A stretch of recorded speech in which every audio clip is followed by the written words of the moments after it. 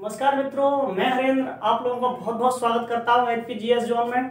और मित्रों, आज हम ज्योग्राफी का जो टॉपिक पढ़ने वाले हैं वो है चट्टान। ठीक है मित्रों, और देखिए इससे पहले मैंने आपको 12 क्लास में पढ़ा चुका हूं, तो आप अगर मेरी पिछली क्लासों को देखना चाहते हैं तो डिस्क्रिप्शन में लिंक है, वहां से आप पिछली क्लासों को देख सकते हैं। ठीक है मित्रों, और देखिए अगर मेरे वीडियोज आप लोगों को पसंद आ रहे हैं, ठीक है, तो चैनल को सब्सक्राइब कर लें। ठीक है, और अपने मित्रों के साथ इनको शेयर भी करें। देखिए चैनल को सब्सक्राइब करने से ऐसा नहीं है कि हम लोगों को बहुत ज्यादा कोई फायदा हो या हमारा बहुत फायदा है इसमें। ठीक है, नहीं, फायदा आप लोगों का है कि नोटिफिकेशन पहुंचेगा आपके पास। हमारे साथ तो केवल ज्यादा से ज्यादा विद्यार्थी जुड़ेंगे बस, और टीचर को चाहिए भी क्या। तो मित्रों, टीचर तो बस यही चाहता है कि उसके साथ ज्यादा स्टूडेंट्स जुड़े। ठीक है ना। चलिए, तो ज्यादा बातें न करते हुए हम अपने टॉपिक पर चलते हैं। और आप लोग देख पा रहे हैं आज का जो टॉपिक है मित्रों वो है आपका चट्टान या रॉक्स। ठीक है ना। तो देखो चट्टानों को पढ़ेंगे, और देखो ज्यादा इसको रटने की आवश्यकता नहीं है, आप थोड़ा सा समझ लीजिएगा, फिर आपको ये सारी चीजें अपने आप याद हो जाएंगी। ठीक है, तो देखो सबसे पहले परिभाषित करते हैं मित्रों चट्टान को। चट्टान क्या होती है, केवल इस शब्द से बात करेंगे हम, चट्टान क्या है। ठीक है, तो देखो बुक्स में कई एक जगह आप लोगों को जो इनकी परिभाषा मिल जाएगी वो ऐसे मिलेगी कि क्रस्ट का ठोस भाग चट्टान कहलाता है। जो हमारा क्रस्ट है, जो हमारी भूपरपटी है, उस पे उसका जो ठोस भाग है वो क्या कहलाता है, वो आपका चट्टान कहलाता है। ये परिभाषा मिलती है। ठीक है, नहीं, पर देखो अगर हम इसके सही परिभाषा की बात करें तो हम ये कहेंगे कि क्रस्ट पर पाई जाने वाली, ठीक है नहीं, किस पर मित्रों, तो क्रस्ट पर पाए जाने वाले सभी पदार्थ चट्टान है। क्रस्ट पर पाए जाने वाले सभी कठोर और मुलायम पदार्थ, कठोर एवं मुलायम पदार्थ क्या है मित्रों, तो कठोर और मुलायम पदार्थ चट्टान है। ये चट्टान की सही परिभाषा है मित्रों। अच्छा, इसमें भी एक अपवाद है। अब अपवाद क्या है वो समझिएगा। तो मित्रों अपवाद है इसमें धातुओं को छोड़कर। ठीक है ना, अपवाद क्या है, तो अपवाद है कि धातुओं को छोड़कर क्रस्ट पर जो पदार्थ पाए जाते हैं, चाहे वो मुलायम हो चाहे वो कठोर हो, क्या कहलाते हैं मित्रों, तो वो कहलाते हैं आपका चट्टान। बात क्लियर है। अब देखिए भाई, अगर मैं बात करूं कठोर, तो कठोर तो आपको समझ आता है कि कठोर चट्टान क्या है। ठीक है, नहीं, बहुत सारे उदाहरण होंगे आपके पास कठोर के। ठीक है, जैसे अगर हम ले लें तो ग्रेफाइट एक बहुत कठोर चट्टान है। ग्रेफाइट ये कठोर हो गई। ठीक है, और इसके अलावा अगर हम मुलायम की बात करें मित्रों कि मुलायम चट्टान क्या है, तो आप देखो बालू, अरे आप बालू को ले लो, इसमें आप खड़िया को ले लो, जो खड़िया मिट्टी रहती है। ठीक है ना, ये सब क्या है, ये सब मुलायम चट्टान है। ठीक है ना, सॉफ्ट रॉक्स के उदाहरण है ये मित्रों। ठीक है, चलिए अब देखो, अगर मैंने भूपरपटी की बात की है तो कुछ और बातें भूपरपटी से बता देता हूं मित्रों। देखो हमारा जो भूपरपटी है, इसमें मैंने बताया था कि प्रमुख तौर पर दो चीजें हैं।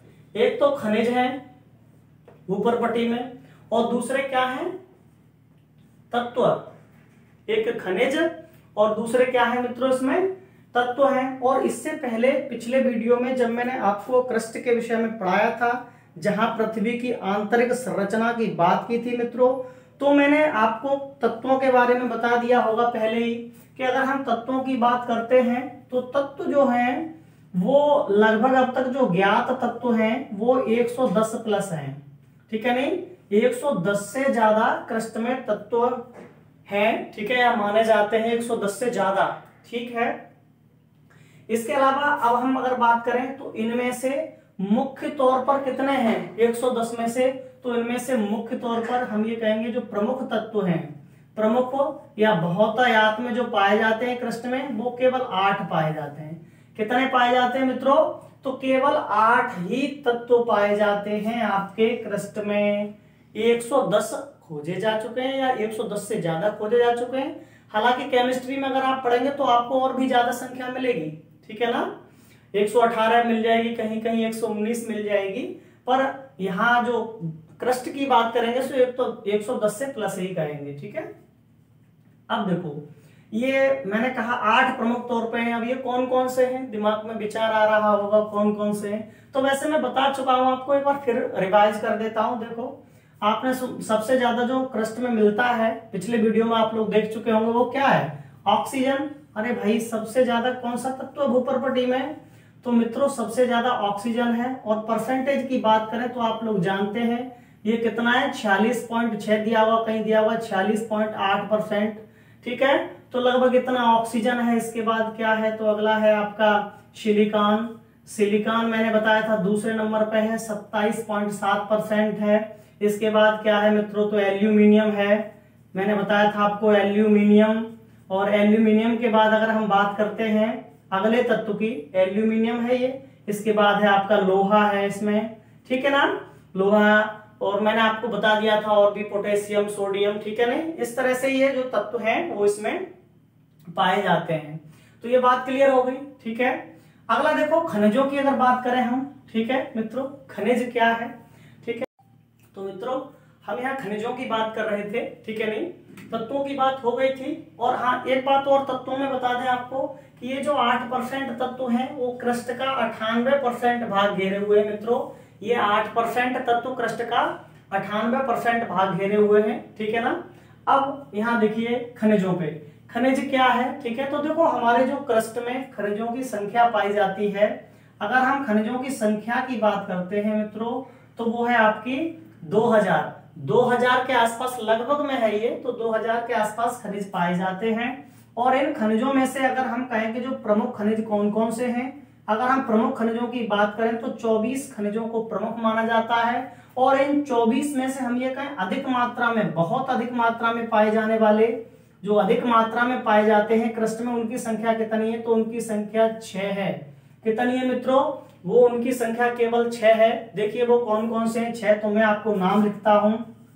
पहला देखिए अभ्रक, पहला देखिए अभ्रक है, अभ्रक, ठीक है ना। इसको क्या बोलते हैं भाई, तो इसको मायका भी बोल देते हैं। अभ्रक को क्या बोलते हैं, तो मायका। एक ही बात होती है, बहुत से लड़के कई एक बार क्वेश्चन करते हैं साहब ये क्या होता है अभ्रक, क्योंकि भारत में ये पश्चिम बंगाल में बहुतायत में होता है ना, इसलिए कई एक बार समझ नहीं आता है, ठीक है। तो याद रखना। दूसरे की अगर हम बात करते हैं तो क्वाड्रेंट होता है दूसरा,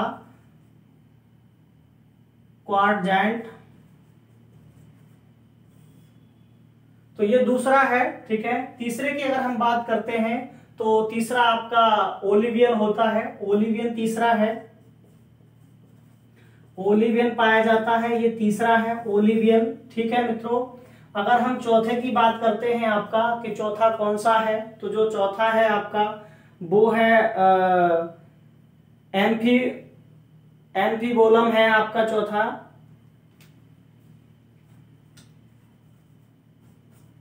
एम्फीबोलियम कहेंगे इसको, तो एम्फीबोलियम ये चौथा है, ठीक है मित्रों।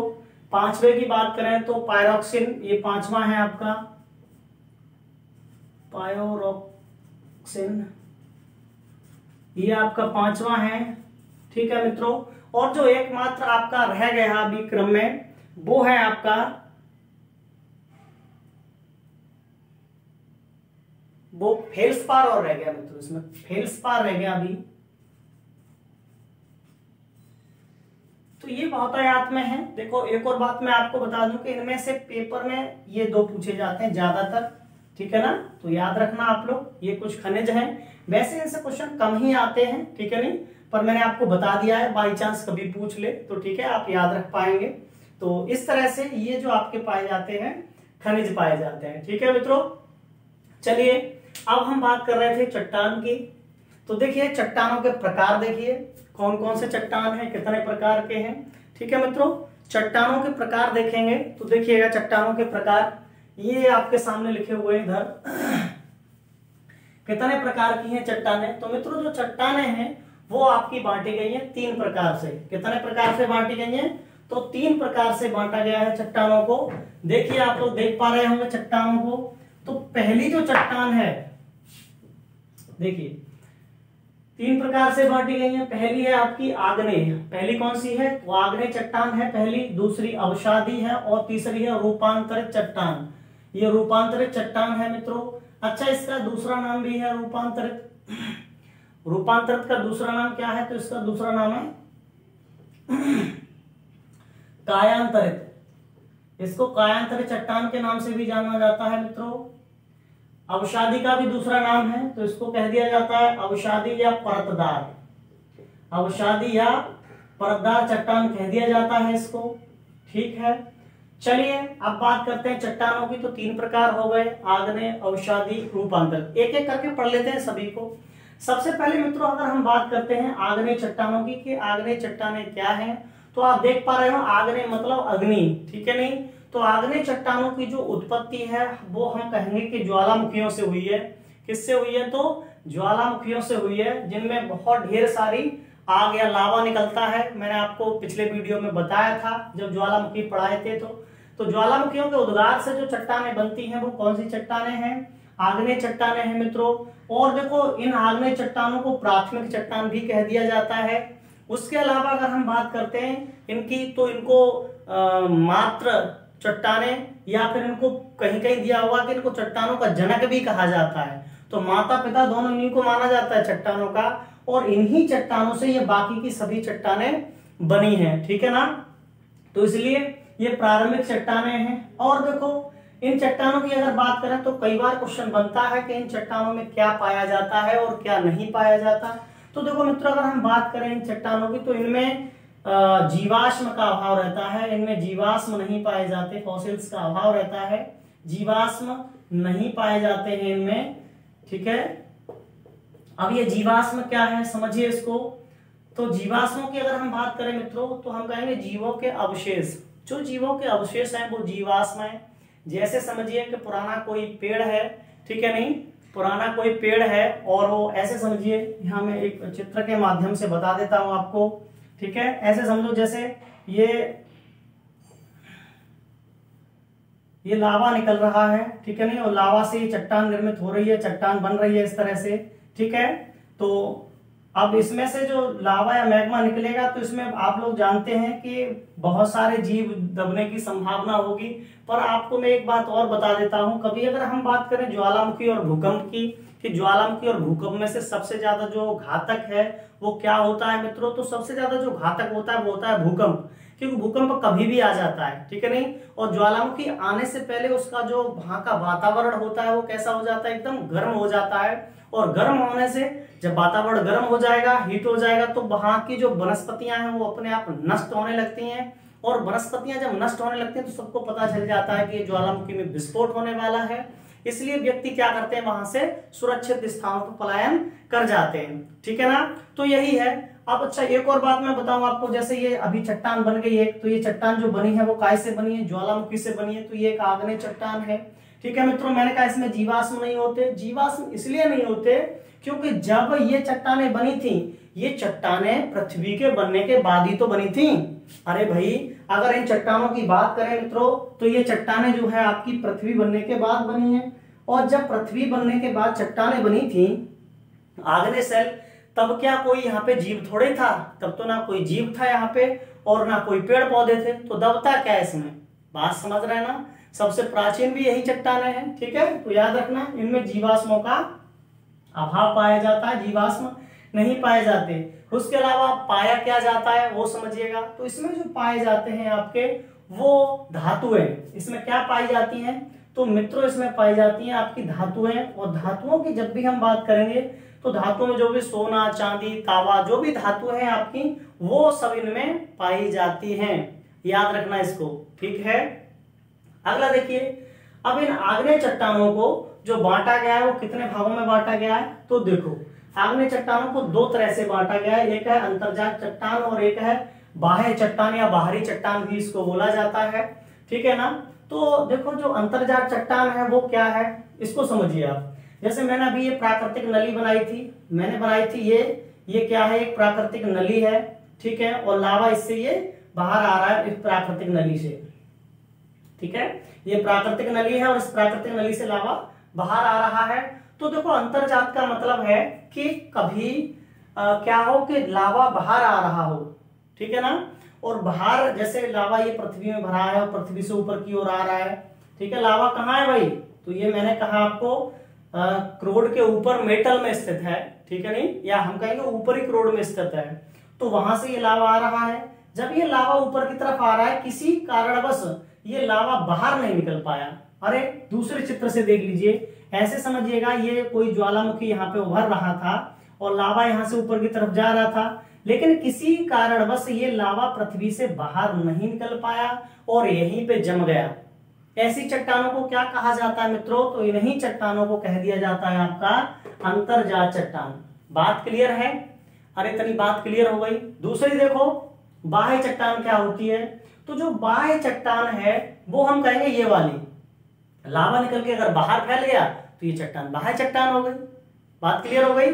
अब देखो इसमें बाह्य चट्टान के कुछ उदाहरण लिख दिए हैं मैंने जो इंपोर्टेंट है, कई बार पूछे गए, जैसे बेसाल्ट।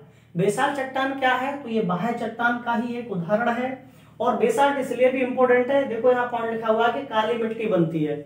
इंडिया में जो काली मिट्टी है, भारत में जो काली मिट्टी है वो काय से बनी है? तो बेसाल्ट चट्टानों से ही बनी है। वो उदाहरण भी बेसाल्ट चट्टानों का ही है। ठीक है, बात क्लियर हो गई। अगला देखिए, जो पिच स्टोन होता है वो भी इसी से बना हुआ है और जो परलाइट है वो भी इसी से बना हुआ है। तो ये इसके मैंने आपको बाह्य चट्टानों के कुछ उदाहरण लिखे हैं। ठीक है मित्रों, इसके बाद बात करते हैं अंतर्जात चट्टान दो प्रकार की होती है। वो देखो, एक होती है पातालीय और एक होती है आपकी मध्यवर्ती। ठीक है नहीं, तो पातालीय और मध्यवर्ती को देखेंगे तो हम बात करते हैं पातालीय की। पातालीय क्या होती है? तो मैंने अभी बताया था अंतर्जात का मतलब है कि ये अंदर ही हो, इसमें अंतर है। पातालीय का मतलब है कि ये अंदर तो है लेकिन कभी भी पृथ्वी से बाहर नहीं उभर पा रही। ये अंदर तो है लेकिन कभी भी किसी भी कंडीशन में पृथ्वी से बाहर नहीं आ पा रही, तो उसको बोलते हैं पातालीय। ये अंदर ही अंदर चट्टान है जो पृथ्वी के बाहर कहीं भी दिखाई नहीं देती किसी भी कंडीशन में। वो कैसी चट्टान है? तो पातालीय। जैसे इसमें क्या है उदाहरण इसका? ग्रेनाइट। तो याद रखना, ग्रेनाइट आग्नेय चट्टान का ही एक उदाहरण है जो आग्नेय के किस भाग का है? तो पातालीय भाग का है। ठीक है मित्रों, अगर हम दूसरी बात करते हैं, देखिए यहाँ पे मध्यवर्ती की। तो मध्यवर्ती क्या होता है? तो मध्यवर्ती का मतलब है कि ये यहां तक तो चट्टान बनी थी लेकिन किसी कंडीशन में क्या हुआ कि जैसे धीरे धीरे अपक्षय हुआ। अपक्षय का मतलब होता है क्षरण होना या ऊपर की परतों का नष्ट होना। तो धीरे धीरे अपक्षय हुआ और उस अपक्षय से क्या हुआ मित्रों कि ये जो इसकी परत थी, अरे आप यहां से देख पा रहे था, ये अंदर यहां तक बनी थी, यहाँ की जो परत थी वो धीरे धीरे ये परत नष्ट होती चली गई कैसे ही करके, और ये नष्ट होने से ये बाहर की तरफ थोड़ा बहुत दिखने लगी। ठीक है नहीं, तो ये चट्टानें कैसी चट्टानें कहलाई? मध्यवर्ती चट्टानें, जिनके उदाहरण मैंने आपको लिख दिए हैं। यह आपको लैकोथिल होता है, आपका फेकोलिथ होता है, आपका लोपोलिथ होता है, आपका सिल और डायक। इसमें ये ज्यादा इंपोर्टेंट है, दोनों आ जाते हैं। हालांकि पूछने को तो इनमें से कोई भी आपसे पूछ लिया जाता है। इतनी सी बात क्लियर हो गई तो आप लोग जो समझ पाए वो आग्नेय चट्टान क्लियर हो गई मित्रों। कौन सी चट्टान क्लियर हो गई इसमें? आग्नेय चट्टान। अब बात करते हैं अवसादी चट्टान क्या होती है और इसके उदाहरण क्या हैं। तो देखो मित्रों, अगर हम अवसादी चट्टानों की बात करें तो आप लोग इसको देखिए, अवसादी चट्टानें जो बनती हैं वो आग्नेय चट्टानों के क्षरण से ही बनती हैं। किससे बनती हैं? आग्नेय चट्टानों के क्षरण से ही बनी हुई हैं अवसादी चट्टानें। ठीक है, जैसे देखिए समझिए, यहाँ पे अवसादी चट्टानें आग्नेय चट्टानों के क्षरण से बनी है। जैसे समझिए ये कोई आपकी एक चट्टान है, ये कोई चट्टान है और ये कैसी चट्टान है मित्रों? तो ये एक आग्नेय चट्टान है। ये कैसी है? तो ये एक आग्नेय चट्टान है और इस आग्नेय चट्टान का क्षरण हुआ ताप, दाब, जल। ठीक है नहीं, किसी भी कारण से इसका क्षरण हुआ और क्षरण होने से यहां से ये धीरे धीरे टूटना शुरू हुई और टूट टूट के ये यहां से, ये मान लीजिए कि इस जगह पे जाके जमना शुरू हो गई। एक बार में ये परत जम गई, दूसरी बार में फिर से ये परत जमी। ठीक है, अब एक बात माने, अगर हम ये देखें कि जल से ही अगर आ रहा हो, जल के भाव से ये सब टुकड़े आए हो बह के, या फिर यहाँ पे कोई भी जीवाश्म उपस्थित हो सकता है। अरे जल जब आएगा, जल में बह के तो जीवाश्म भी आ जाएंगे। ठीक है, जब बाढ़ आती है तो आपने देखा होगा तमाम जीव जंतु भी उसमें आ जाते हैं, तमाम पेड़ पौधे भी उसमें आ जाते हैं। ठीक है ना, तो ऐसे ही मान लीजिए यहाँ पे ये क्या हुआ कि कुछ अवशेष स्वरूप ये कोई भी ऐसे ये पेड़ इसमें दब गए, कुछ ये ऐसे जानवर टाइप के थे वो भी इसमें दब गए। ठीक है नहीं, तो इस तरह से ये परत दर परत धीरे धीरे साल वाइज इसमें से टूट टूट के परत दर परत गिरती गई। और मित्रों इसमें ये पेड़, कभी मछलियां, कभी कोई जीव जंतु इसमें धीरे धीरे दबते चले गए और एक निश्चित समय बाद यहां भी एक चट्टान बन गई। ठीक है, तो आग्नेय से जो चट्टान बनी, आग्नेय के क्षरण के बाद वो क्या बन गई, वो बन गई आपकी अवसादी। कौन सी चट्टान बन गई मित्रों, तो वो अवसादी चट्टान बन गई। और देखिए अवसादी चट्टानों में क्या क्या होता है, प्रमुख तौर पे तो आप देख पा रहे हैं, इनमें जीवाश्म की अधिकता होती है, जीवाश्म पाए जाते हैं। ठीक है, इनमें जीवाश्म पाए जाते हैं अवसादी चट्टानों में। ठीक है, अरे आप देख पा रहे थे ये पेड़ और ये जानवर क्या है, अरे भाई जीवाश्म ही तो है, तो इनमें जीवाश्म पाए जाते हैं। और देखो मित्रों, ये जीवाश्म क्या करते हैं, धीरे धीरे इसमें, जैसे पेड़ है तो एक निश्चित समय बाद ये कोयले में परिवर्तित हो जाएगा। ये जीव जंतु है वो निश्चित समय बाद आपका ये जो पेट्रोलियम में बदल जाएंगे। बात क्लियर है, तो कभी पूछ लेता है कोयला कैसी चट्टान है, तो कोयला इसमें निकल रहा है, तो अवसादी चट्टान का उदाहरण हुआ। बात क्लियर है ना, पेट्रोलियम पूछ लेगा कभी, तो आपको ध्यान रखना है कि इसमें ये सारी चीजें रहती हैं और ये अवसादी चट्टान है। अगर हम देखें अवसादी चट्टानों को, तो मित्रों इसके उदाहरण देख लेते हैं कि अवसादी चट्टानों के जो है वो उदाहरण क्या क्या है। तो देखिएगा, आप देखेंगे इसमें बालू के कण बहुत से दब गए होंगे, तो इसके अगर उदाहरणों की बात करें तो हम कहेंगे बलुआ पत्थर, बलुआ पत्थर इसमें दब गया होगा, चूना पत्थर होगा, इसमें बलुआ पत्थर हो गया आपका, इसमें चूना पत्थर हो गया आपका। उसके अलावा इसमें देखिए आपका सेलखड़ी हो जाएगा, नमक हो जाएगा, कोयला हो जाएगा। ठीक है ना, तो इसमें और भी बहुत सारे हैं, जैसे सेलखड़ी हो जाएगा, नमक हो जाएगा, इसमें कोयला हो जाएगा इसमें। ठीक है ना, तो ये उदाहरण है इसके। ठीक है, नहीं ऐसा नहीं कि और नहीं है, अगर आप चाहें तो मैं और भी आपको बता देता हूं, जैसे आपका डोलोमाइट है, लिग्नाइट है, वो सब इसी में आते हैं, अवसादी चट्टानें ही हैं। कई बार पेपरों में पूछ लिया जाता है, डोलोमाइट है, डोलोमाइट है आपका, लिग्नाइट है आपका, डोलोमाइट, लिग्नाइट, ये सब इसी के उदाहरण हैं। ठीक है, अवसादी चट्टान के, तो आप लोग याद रखेंगे इसको। इसके बाद एक और चट्टान है मित्रों, वो है आपकी रूपांतरित। अब रूपांतरित चट्टान क्या है, ठीक है ना, ये नोट हो गए होंगे आपके। तो देखिए, अच्छा इनकी जरूरत पड़ेगी अभी, मैं आप यहां से देखेंगे।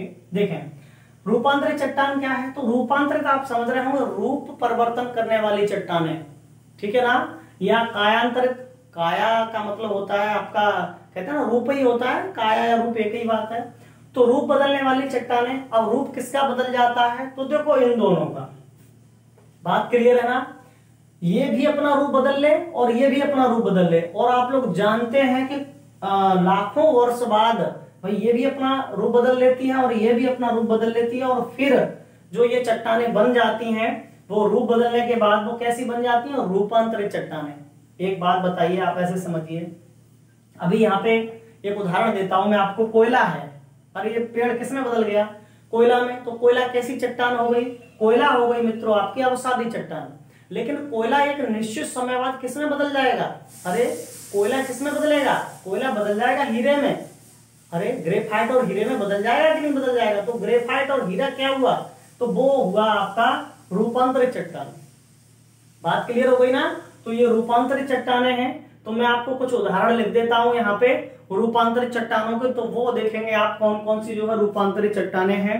सबसे पहले देखिए, अगर हम यहां से ही देख लें, ये जो लिखा है आपका बलुआ पत्थर और चूना पत्थर, चूना पत्थर और जो डोलोमाइट है, ये दोनों किसमें बदल जाते हैं, तो ये बदल जाएंगे मित्रों संगमरमर में, ये संगमरमर में बदल जाएंगे आपके। अगला देखिए, ये कोयला किसमें बदल जाएगा, तो मैंने बताया था कोयला 2 में परिवर्तित हो जाता है, और वो क्या है आपका हीरा में बदल जाएगा। और किसमें बदल जाएगा, हीरा के अलावा ये ग्रेफाइट में बदल जाएगा। तो कोयला एक निश्चित समय बाद इसमें बदल जाता है। अगला देखिए आप, ये बलुआ पत्थर है, ये किसमें बदल जाएगा आपका, तो बलुआ पत्थर क्वार्टजाइट में बदल जाएगा, ये क्वार्टजाइट में बदल जाएगा बलुआ पत्थर। ठीक है ना मित्रों, तो इस तरह से ये कुछ उदाहरण हैं, जैसे क्वार्टजाइट है, संगमरमर है और ये है। ठीक है नहीं, और सेल खड़ी किसमें बदल जाएगी, तो सेल खड़ी स्लेट में बदल जाएगी, ये सेल खड़ी किसमें बदल जाएगी, तो ये स्लेट बन जाती है। ठीक है नहीं, और भी है इसके बाद, जैसे पेट्रोलियम है, मैंने कहा इसमें अगर इसमें पेट्रोलियम है तो पेट्रोलियम किसमें बदल जाता है मित्रों, तो पेट्रोलियम सिल्ट में बदल जाता है, सिल्ट। ठीक है, सिल्ट में बदल जाएगा पेट्रोलियम आपका। ठीक है मित्रों, तो इस तरह से ये रूपांतरित या कायांतरित चट्टान के कुछ उदाहरण थे आपके। ये वाले जो उदाहरण हैं वो आपके कायांतरित या रूपांतरित चट्टानों के हैं मित्रों। तो ये कुछ चट्टानें थी, ठीक है नहीं। तो उम्मीद है कि आपको ये पसंद आया होगा वीडियो, और उम्मीद है कि अब आप चट्टानों से आने वाले सभी प्रश्नों को आसानी से कवर कर पाएंगे। ठीक है मित्रों, तो आज के वीडियो में इतना ही। जय हिंद, जय भारत। पढ़ो पढ़ाओ, लाइव बनाओ HPGS जोन, और चैनल को सब्सक्राइब करना ना भूलें।